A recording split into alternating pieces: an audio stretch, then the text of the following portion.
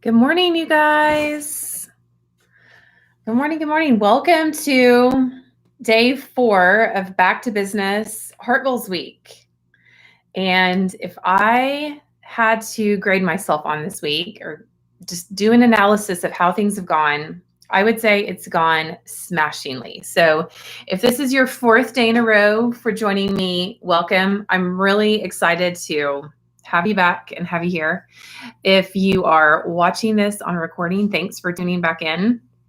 I hope you guys have gotten to watch these over the course of the week, and then we will package them all together and they will all be available for you to download for one low price at the end of this week, in case it's something that you want to keep as a resource for yourself. Okay, I'm getting my notes all lined up here.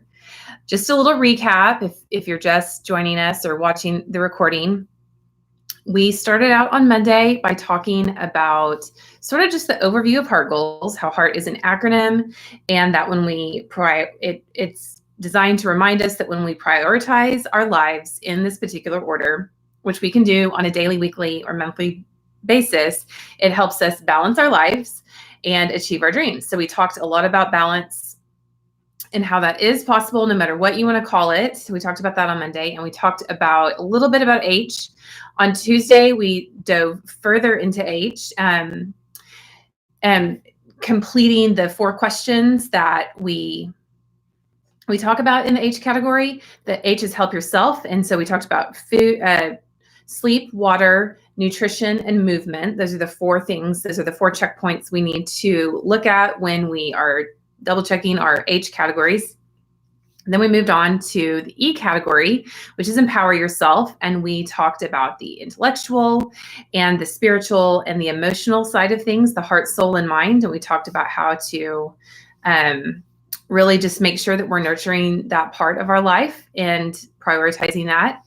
Then yesterday we talked about A, which was all our people. And we talked a lot about toxic relationships and setting boundaries. And then I gave you guys a list of really cool ideas and hopefully tips and tricks that you can apply on how to go build meaningful relationships in your life.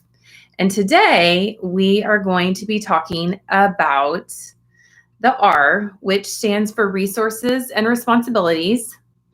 And this is the stuff and things, stuff and stewardship category that we have to maintain this stuff. We have to make sure that we are not deferring maintenance. I saw somebody advertise a house for sale the other day, and they said it was advertised as deferred maintenance. Maintenance has been deferred. And if we defer maintenance on the things in these areas that we're going to discuss today, these areas of our lives, we're going to end up with a house that can't be sold, a car that is completely devalued, and also lives that just aren't really running efficiently. So we've sort of been talking about how to make ourselves run efficiently by fueling ourselves with the right thoughts and the right actions and the right relationships. And this is where we're sort of crossing over from that intangible stuff to the actual concrete stuff. Like if we do not paint the house, the paint is going to fall off and it will cause the house to crumble and fall down. And if you don't change the oil in your car, it will eventually stop running. So we're literally going to talk about that stuff today. So in the email that went out this morning, I hope you got this, I attached a PDF of a little reference sheet that we are going to use today. So if you will go look at that email and grab the PDF, print that out. I would love for you to have that beside you as we talk. Another thing that I want to say before we get started today is you might want to keep a running list of things that just might come up today. I'm going to mention a lot of things that often fall into the deferred category of our lives. And at the very end, I'm going to give you 4 types of lists. And this is an ambitious statement, but I'm going to say that every single type of list, if you're a list lover, like I am, I love making lists.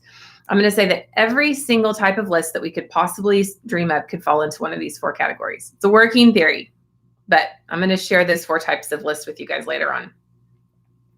So keep a running list of things that might come up. So hopefully you'll have 2 pieces of paper, that printable that we're going to talk through in a little bit, and then also a blank piece of paper for you to jot some stuff down on. Okay, so what we're going to do is with heart goals, that there is one of the things that I haven't talked. I might talk a little bit about this today, and I will definitely try to touch on it a little bit more in depth tomorrow. But the thing about using the HEART acronym and applying it to your life is you can use it on a daily, weekly, monthly, quarterly, annual basis. It becomes a lens and a filter through which you can view your life and priorities, and just help you kind of reorder those in a way that will create optimum efficiency for yourself. So the same way that HEART goals, the overall acronym, can be a lens for our lives, the R category is also a lens for our lives. And it's a little bit more, I'm trying to figure out how to articulate this. It's a little bit more, whereas the questions, if we're going to ask ourselves a question, the questions about H, am I getting enough sleep, enough water, the right nutrition, am I getting enough movement? We can ask ourselves that, and we can say, well, it's the same 4 questions, whether we're looking, this is what I'm trying to say. It's the same 4 questions that we're going to ask, whether we're looking at that area of our lives from a daily standpoint, or an hourly standpoint, or a yearly standpoint. Did I get enough exercise last year? Did I get enough exercise yesterday? Did I get enough exercise this morning? The questions stay the same. In this R category, the questions change daily, weekly, and monthly, quarterly, and yearly. And this is why I say you need a piece of paper, because I'm going to throw a lot of the questions at you, and only you are going to know whether that needs to be a daily, a weekly, a monthly, quarterly, a yearly, whatever checkpoint for you, if that makes sense. Let me know if it doesn't. You can type in the questions, and I'd be happy to slow down if I'm going too fast. So we're going to talk about resources. When I say resources, just as a quick definition for us to share today, I'm talking about our finances. And when I talk about our responsibilities, I am talking about our stuff and our time. We've already talked about managing the resources of our energy and somewhat of our time in the previous 3 buckets. So this one, I'm going to start by talking about the financial arm of things, and then we're going to move to talking about the planning and the stuff, the organization, the sorting through all this stuff side of things in a little bit. So I have an easy thing so when we talk about finances, there are 4 things that you can ask yourself. And you might want to write this down. They are grow, go, oh, and so. I'm going to talk you through that. But if you need a quick, I create these things, guys, because if I do not have a quick and easy way to remember them, I'm never going to apply them to my life. So you can call it corny. I call it functional. But when we're talking about our finances, there are 4 questions that we can ask ourselves. And these might be daily for you, but again, you might decide as I walk through these that maybe one of those needs to fall into a weekly category for you, which is totally fine.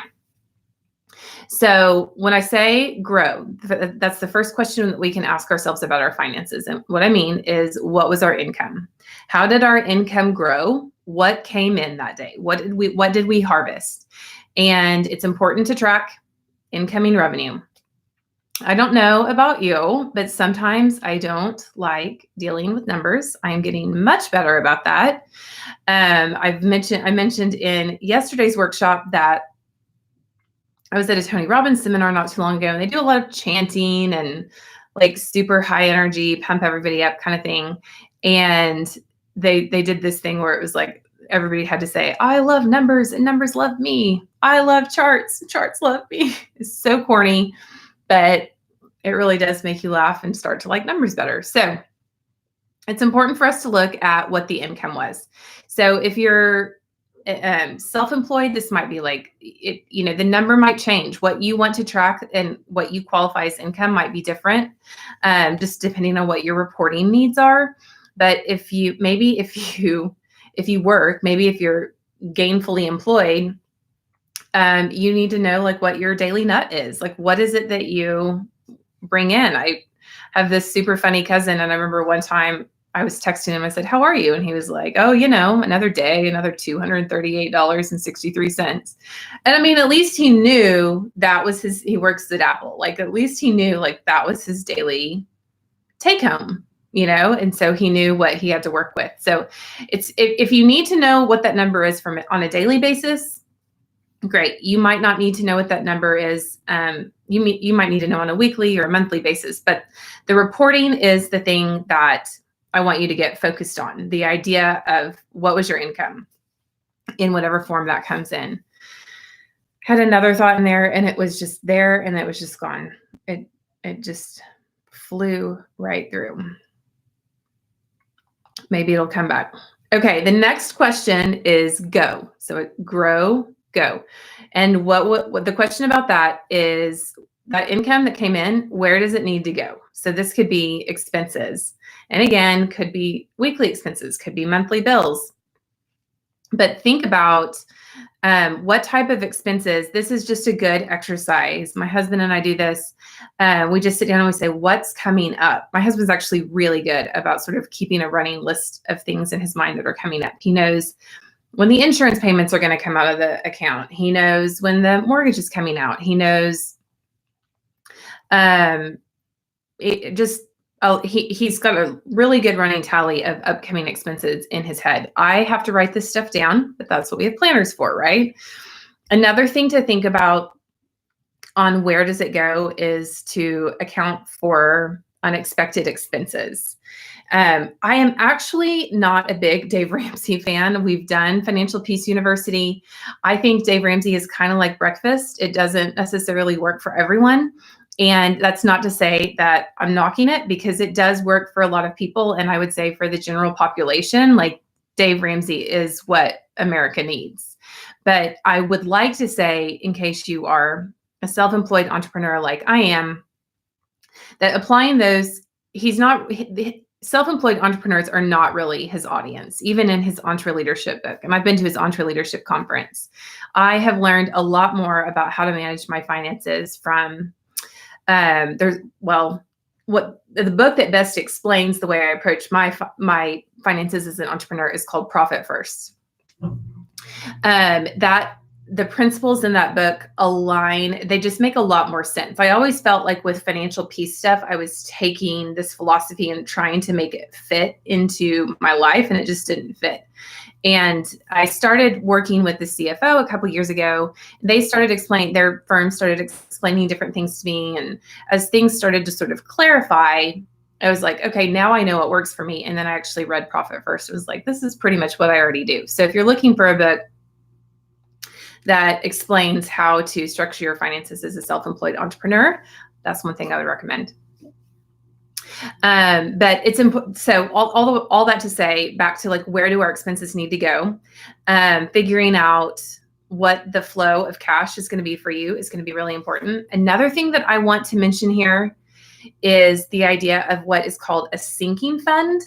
And again, I know Dave Ramsey's the popular financial guru. He doesn't really, he like glosses over this in Financial Peace University. There's not a whole lot of information out there about a sinking fund. So what that is we have these, I have a friend that calls it tires, teeth, and taxes. Tires, teeth, and taxes. Like, you need sinking funds for tires, teeth, and taxes. These are always the things, she says, these are always the things that pop up that you don't expect. Like, you can expect taxes if you're a little bit organized about your finances, but sure enough, you're going to take your car to get the tires rotated or something, and they're going to be like, you need new tires. Or you're going to go to the dentist to get your teeth cleaned, and he's going to be like, I see a cavity. And it's she came up with the tires, teeth, and taxes to kind of illustrate that there's just always that unexpected stuff that pops up in life. And so what we can do to plan for that unexpected stuff is create sinking funds. And I know some people, I have a friend, Jen, who lives in Atlanta, and she's planner extraordinaire, like just so good at planning. She has videos on YouTube, so you can go watch some of her sinking fund videos. But she has sinking funds for Christmas, and the idea of a sinking fund is it's kind of like the Dave Ramsey envelope system, but you just put a little bit of money every month into this one bucket or this one envelope, and then come Christmas time, you've got all the money that you need there, or you save. It could also, you could do sinking funds for like quarterly things. Like, I'm trying to think. It's like things that need to happen around your house. Like maybe you need a termite treatment or something, or you might do a sinking fund if your house needs to be painted every 10 years. You might. And so the idea behind the sinking fund is you say, well, it's going to cost $1,000. No, it's going to cost more than that. It's going to cost $5,000 to have my house painted in 5 years. Well, then how much do I need to save? Oh, I need to save $1,000 a year. And then you divide it by 12, and then you divide it by, and you just keep saving into that bucket. And you can keep all of that money in a separate account. That's one way to do sinking funds. You just know that you can't touch it. That is kind of what I do with my taxes. Is I just calculate every single month what I think they're going to be, and I put that in a fund so that when it comes time to pay taxes, there's money there. And again, Profit First kind of explains a lot about that from a taxes standpoint. So I would recommend that. So how did it grow? Where did our money come from? How much did we get? What was the income? Where does it need to go? Next question is, how much do I owe? And so this is debt. We talked about expenses and bills when we asked, where does it need to go? And how much do I owe is really more about the debt. Now, so this is where Dave Ramsey's great, and he talks about the debt snowball. And I think the thing that I would add to that is another Tony Robbins-ism, and it's what you focus on expands. And so if you are trying to get out of debt, then focusing on that debt reduction number is going to help you get out of debt.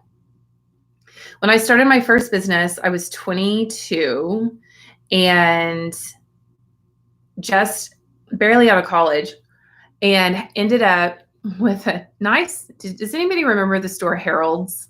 It was like a clothing store. I still have a ton of clothes from there because I loved it.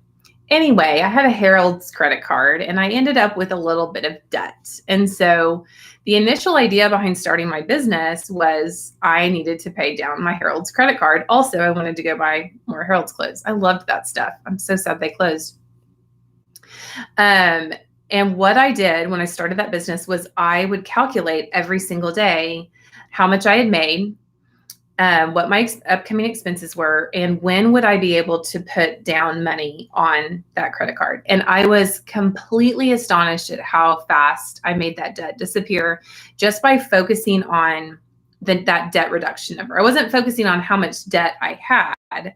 That feels kind of negative, but I was focusing on how much I was able to contribute. And I would just get online and every single day throw another $20 at that thing. And it disappeared really quickly.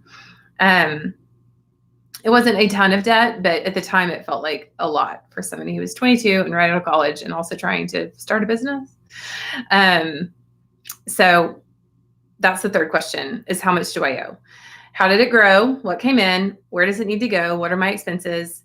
What do I owe? What's my debt? How do I need to structure that? Okay, the last question I said is the last little O word is sow. And that is, how can I sow this? How can I reinvest anything that's left over? What can I do? And it might just be, that's going to depend on where you are in life.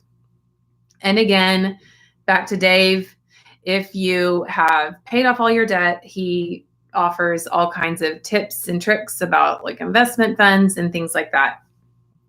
I have no recommendations on that. There is a really great book called A Simple Path to Wealth. A Simple Path to Wealth, I think. Simple Plan to Wealth. That does talk about some investment stuff that I know firsthand. I have friends and family members who have, that has been their investment strategy, and it's paid off for them really well. So if you're at that spot where you are feeling financially solvent, you've got money saved, and you're ready to start investing, that book, A Simple Path to Wealth, is pretty helpful. Okay, so those are the 4 questions that you can ask yourself about your money. So if you're using the HEART acronym to do a reset on a daily, weekly, monthly basis, whatever lens you are, whatever time period you are using to view the HEART goals. Oh man, I need to write that one down, articulate that. But no, I will use HEART goals to reset my morning and my afternoon and my week. And so it just depends on what time period that you want to look at these checkpoints through. Oh my gosh, I'm totally stumbling over my words today. But those are the 4 questions that you can remember to ask yourself about your financials to rebalance right there. How did it grow? Where does it need to go? What do I owe? And how can I sew it into investments? Another thing that you can do, if all that feels kind of overwhelming and you just need a place to start and you just need one simple action item to help get you started on the path of financial responsibility, I would tell you that it's going to be to log into your bank account once a day. I don't even care if you look at the balance. Just challenge yourself to log in. We talked on Monday a little bit about habit stacking, and I don't want to overwhelm anybody. I don't want to give anybody a ton of little to-dos because that stuff it never sticks. It doesn't stick because it's not part of our identity. We don't normally do those things. And so we don't normally associate those actions with who we are. And it's really hard to separate ourselves, our actions from, but you cannot act apart from your beliefs. So it's really hard for us to separate ourselves from what we identify with, who we, at our core, that person inside of us that we're really identifying with. But you can easily say, every time I run to the restroom, I'm going to drink a big glass of water. And every time I drink a big glass of water, I am going to look at my phone and log into my bank account. So you can stack those habits with each other, if that's something that you don't do. But again, back to that phrase, what you focus on expands. So simply logging into your bank account is going to increase the odds that you will start looking at things and managing things a little bit better in there. Other little financial, I just made a list of quick questions to ask you. So these are things that you might want to think about as and again, if you think of anything as I'm going through all this, I told you to pull out a piece of paper and make a list of things that you might need to go do. And so you might be jotting down a lot of things right now, which I think is good. You can figure out what bucket those need to go into later. But other things you might want to think about, if you don't feel like logging into your bank account once a day, at least make yourself do it once a week. Ease yourself into looking at it once a day. The more you look at it, the more comfortable you're going to be with all that, and the more smoother all the financial stuff is going to go. On that printable I gave you, that is a sheet that I use to organize our bills. So it's 3 columns. The first column has 31 days in it. That represents, so I'm going to put my monthly bills. I'm going to go through that list. I'm going to write my monthly bills on those lines. So if the mortgage is due on the 17th, I'm going to write mortgage is due. If we've got an insurance policy that's coming out on the 3rd, I'm going to write that on the 3rd.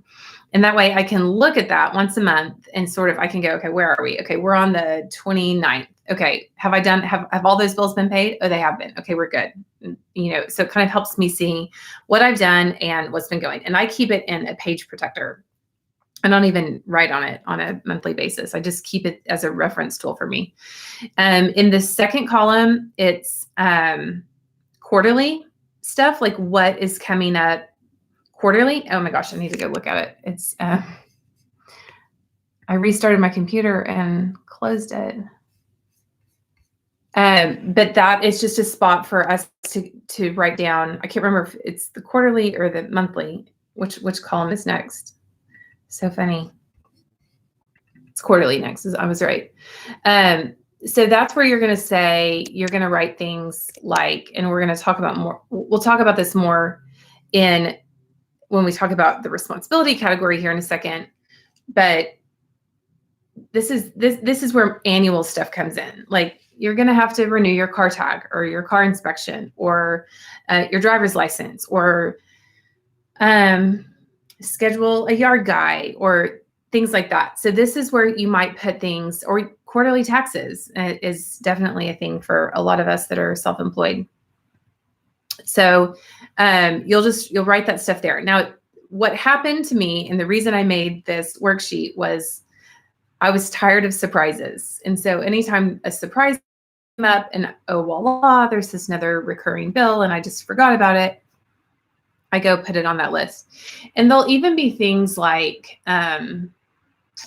annual, like recurring subscriptions that I saw one the other day for a typography thing I subscribed to, and it's like $99 on my credit card. I was like, what? And I had to pull that out and write it down. You could also keep one of those printables, one of those worksheets for home and for your business if you wanted to.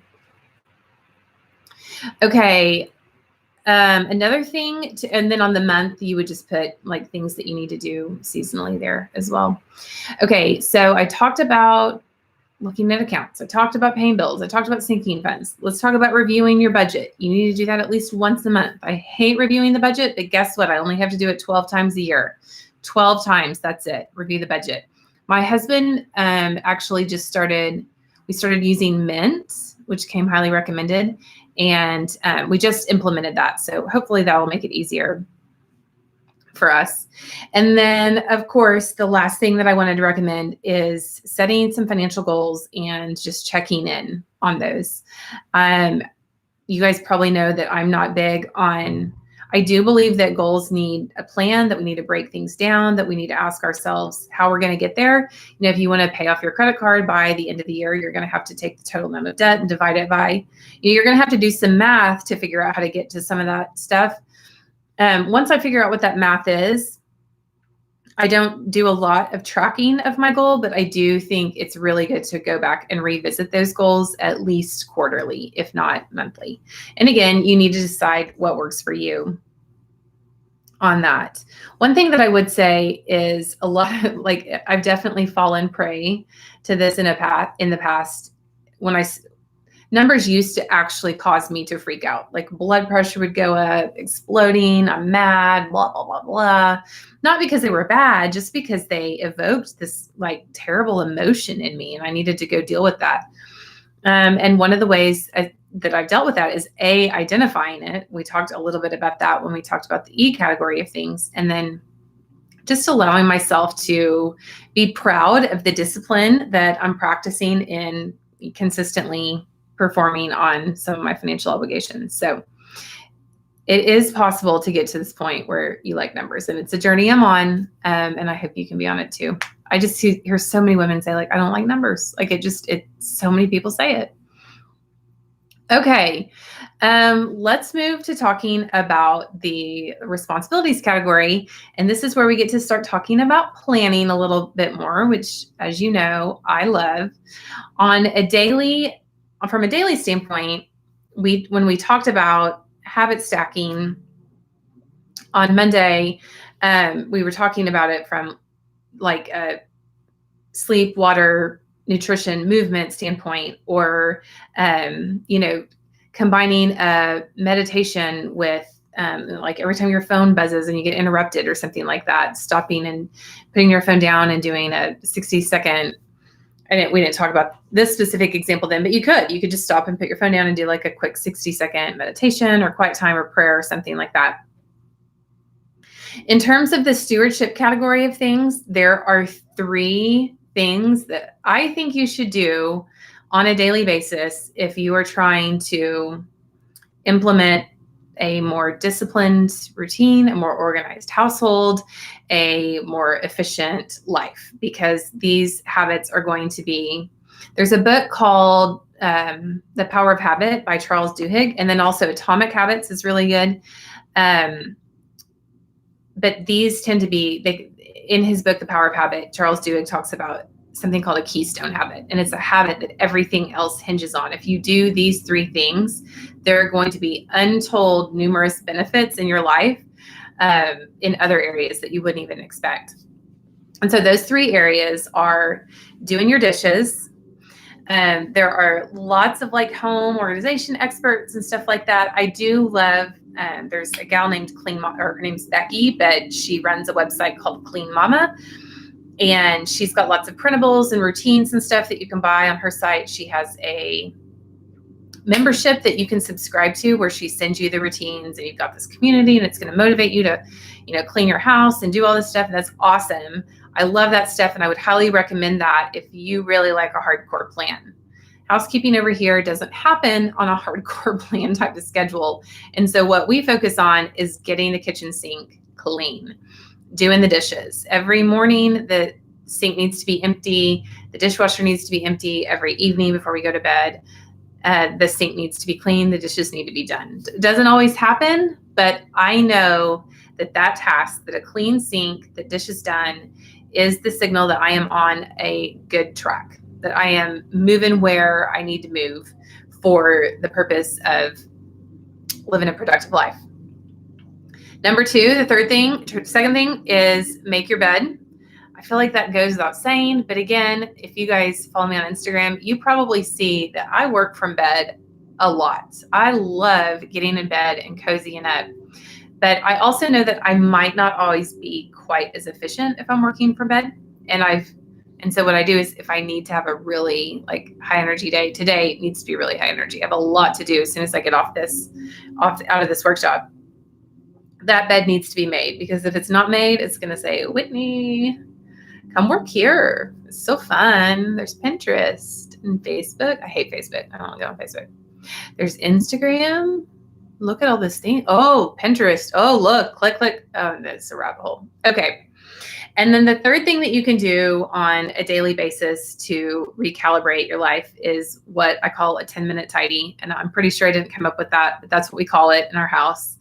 And sometimes there'll just be stuff everywhere. And I wish the Lord had given me children that clean, but he didn't. And so I'll say we got to stop and do a 10-minute tidy, you guys. And we're getting better about it. It's just a process, So the thing about those three actions is just commit to doing them. And if you feel like you're having a hard time, really getting on board with them, stack them with another habit. So just use another habit, something that you already do as a trigger. Maybe it's you have coffee every morning. Well, can you have coffee and make your bed, or have coffee and do a 10-minute tidy, or have coffee while you do your dishes? That's not fun. Dishes and coffee at the same time. I don't know why making my bed and having coffee is acceptable, and tidying and having my coffee is acceptable, but I don't want to have my coffee with my dishes. Whatever, Whitney. Okay, so that's on the daily category of things. And now the next section I want to talk about is weekly things that we can do on a weekly basis that will help keep the deferred maintenance stuff, the deferred maintenance zone out of our lives. The first one that I love is meal planning. And we meal plan off and on. We've ordered we order Green Chef, which I love because I don't have to come up with recipes. And so we've done a lot of meal planning, but when school started this year, we do the same thing every week. We have the same meal plan for every week. And I even made it silly so that everybody can remember it. Monday, we have meatballs. Tuesday, and this is all, my husband and I eat keto. And so all of this food is it took a while to come up with this. It's all kid friendly and keto friendly. So Monday's meatballs, Tuesday's tacos, of course. Wednesday, we call it wedding food because we had breakfast for dinner at our wedding. And so we do breakfast for dinner on Wednesday nights. Thursday is chicken and green beans because we have one child that will only eat chicken and green beans and will starve himself until he eats. And so that has to be on there once a week. Friday is fish. Saturday is steak, and Sunday is soup. And so what we're doing right now is we're getting our grocery order down to the same thing every week. We'll change out spices. You can do Swedish meatballs or curried meatballs, or, a hamburger is just a meatball that's been squashed flat. So there are lots of different interpretations that we can come up. We could do sausage meatballs. I love sausage. Those cheesy sausage balls I feel like people always do at Christmas parties around the holiday. Love those things. So anyway, there's lots of different interpretations on that, on all that stuff. We can do chicken tacos or steak tacos or whatever. But the thing is, we're getting very, very consistent. I love this routine for our family, like for the same reason I love Aldi, and that is I do not have to make any decisions. I don't have to. I have to decide. Like I'm hoping that I don't even have to get to the point where I have to decide what to marinate the chicken in. I'm hoping it can get that efficient. But anytime I can just say, like, simplify my life by reducing the number of decisions I'm making, I am all in. That's what I love about Aldi. They only have one kind of fruit snacks. Target has a whole aisle of fruit snacks. And if there's someplace I do not want to be known for spending my time, it is on the aisle of fruit snacks at Target. Okay. So meal planning.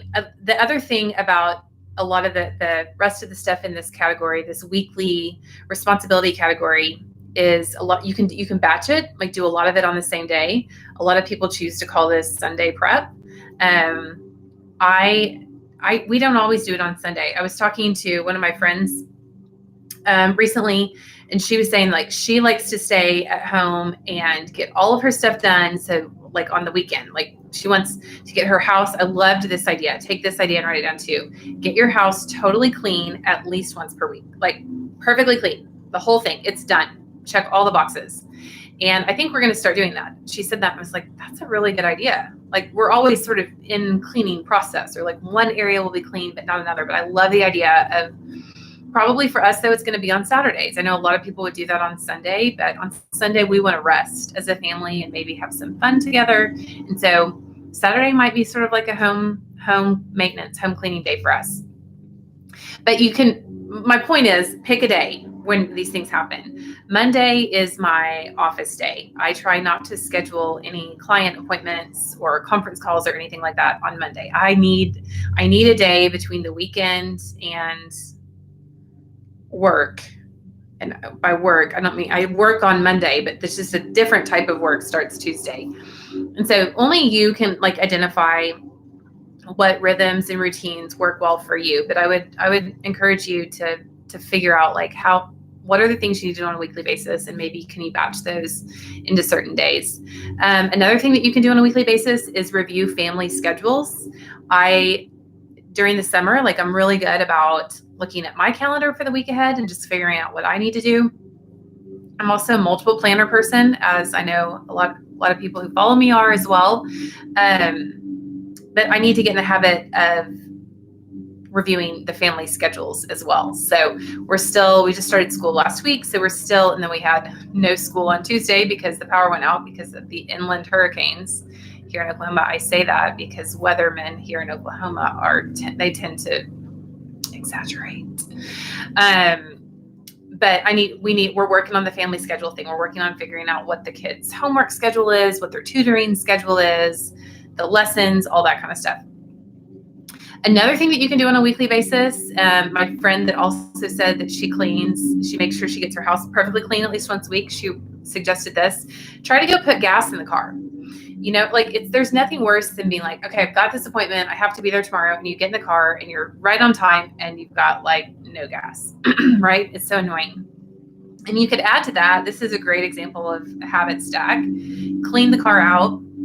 You can even go to the car wash and wash it. And then you have gas and a clean car inside and out. And that's just a happy thing, right? And then again, this same friend that gave me a couple of those tips said when she does these things, she's trying to keep her future self really happy. And I also love that idea because very often we try to nurture our present self.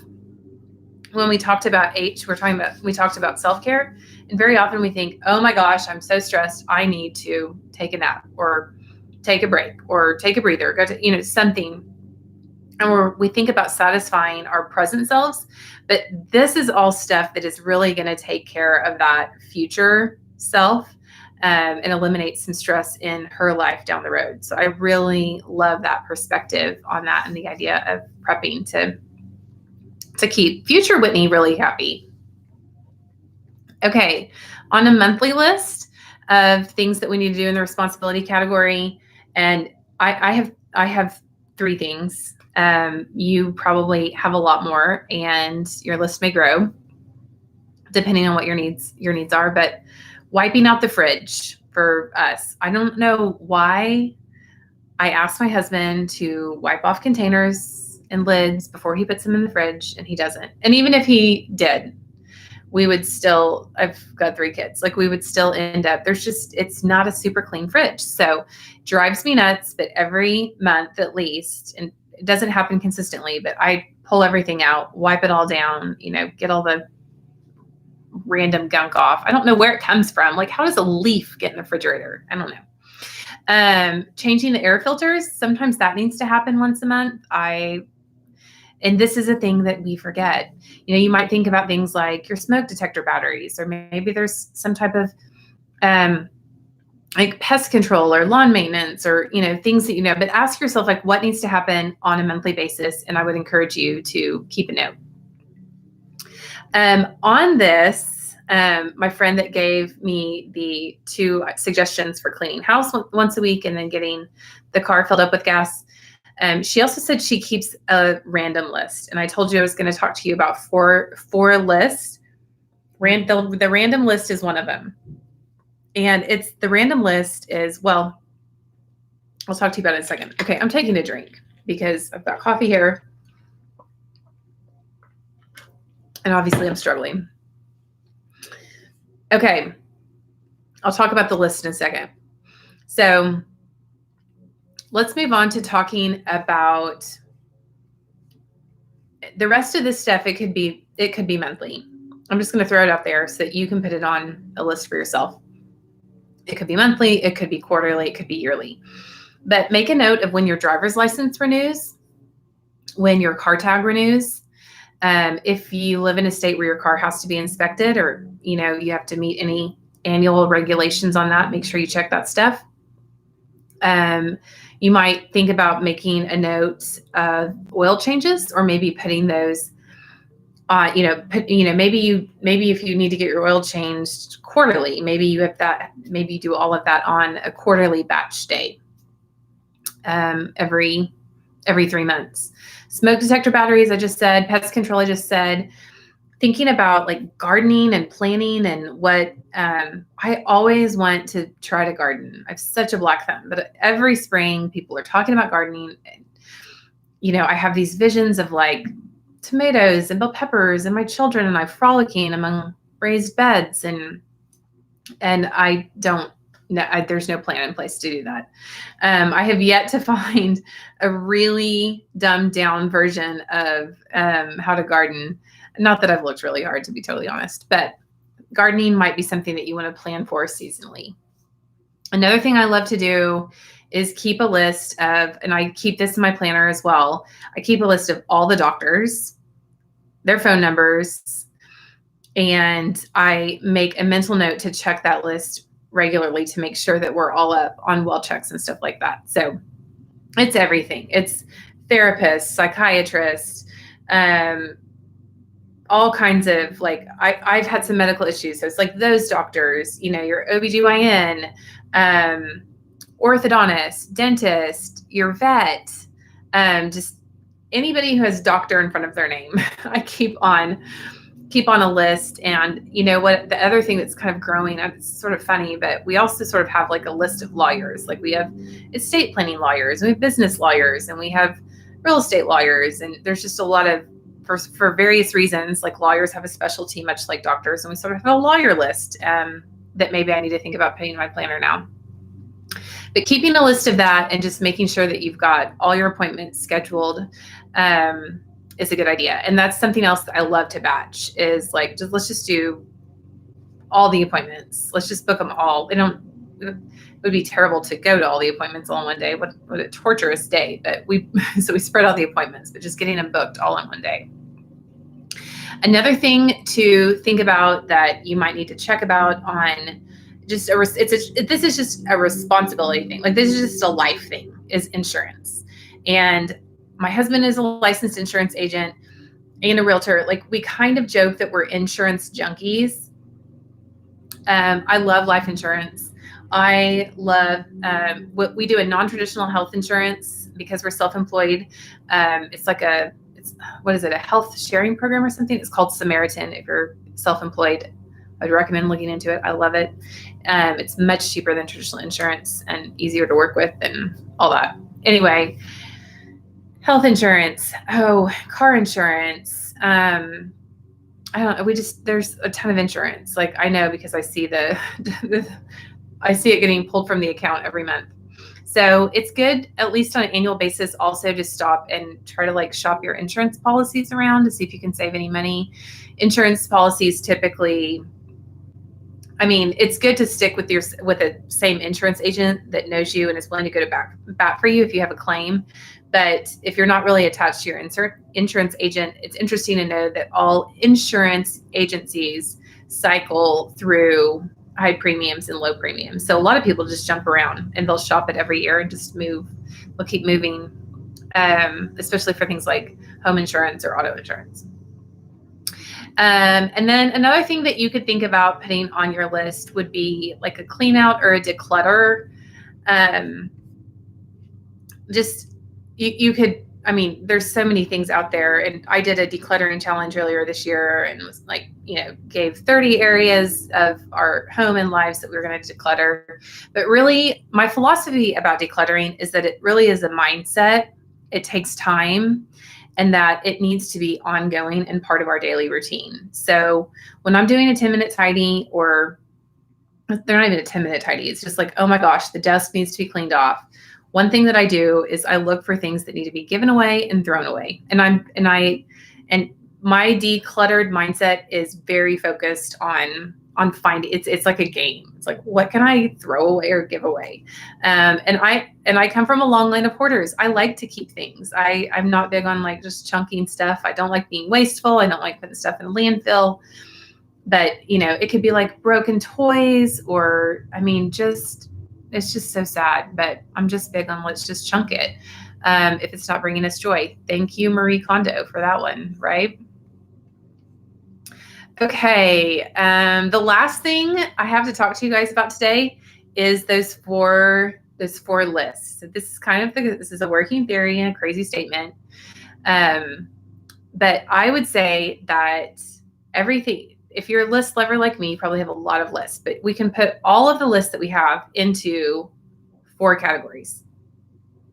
And so I'm gonna walk you through these, and maybe these 4 lists will help you like organize your life or break down your day or your tasks and things like that.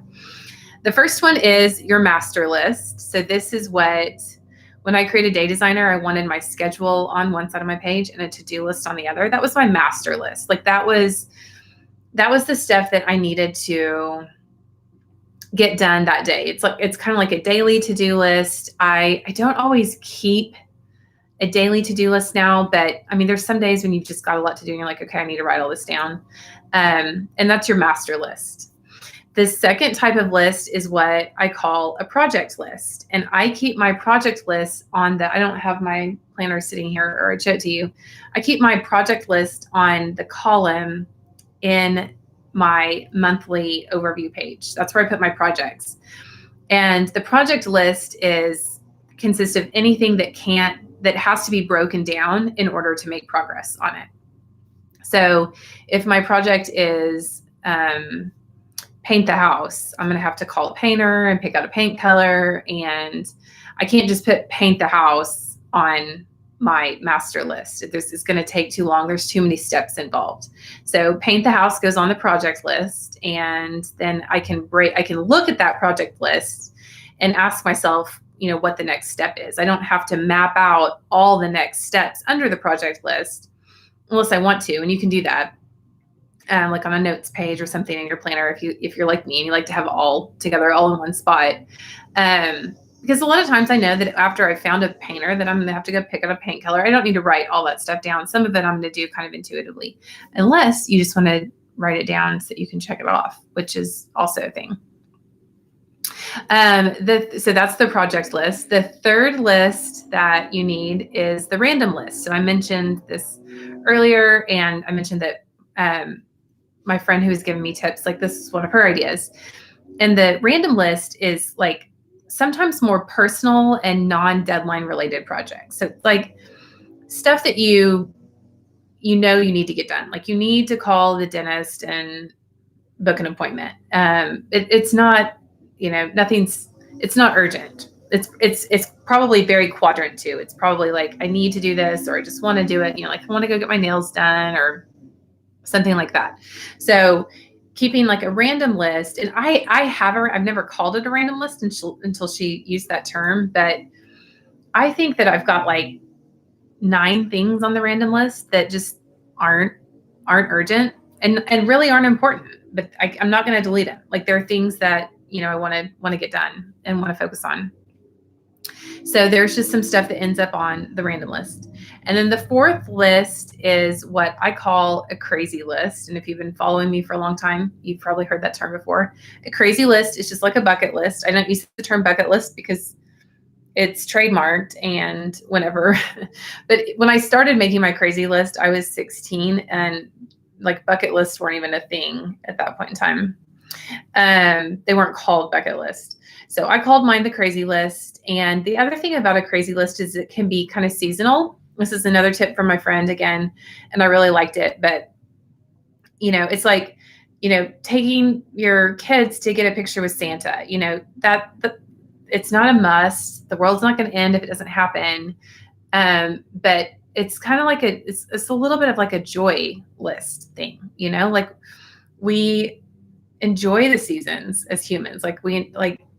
It's not 90 degrees here anymore. And it's amazing and fun. And we look forward to the change and the shift in temperature and, the color and just how the world around us is changing. And so there are different things about those different seasons of the year, and then also the different seasons of life that end up on a crazy list. And so I would encourage you to keep those 2. So anyway, if you're trying to organize your life and you've got like so many to-dos swimming through your head, I've been there. I know how it feels.